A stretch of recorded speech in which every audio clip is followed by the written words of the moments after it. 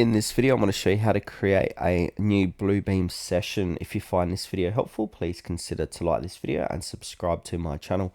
In saying that, let's just jump straight into the video. Okay, so what we first want to do is head on over to a web page and type in app.bluebeam.com, but I'm in Australia, so it's going to end in .au and then /sessions. Then from there, you want to sign into your account. Now, once you sign into your account, you want to click onto Studio Sessions. Now, to the right of that, it says No Studio Sessions. To get started, create a studio session. So click onto Create. Now, you want to give this a name.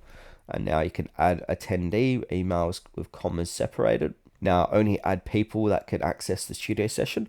Now, you want to go ahead and add documents. So I'm going to add in my document here.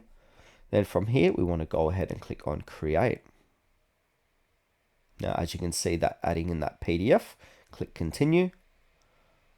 Now just give that a few moments to load, and once it does, you're going to see your PDF inside of that session.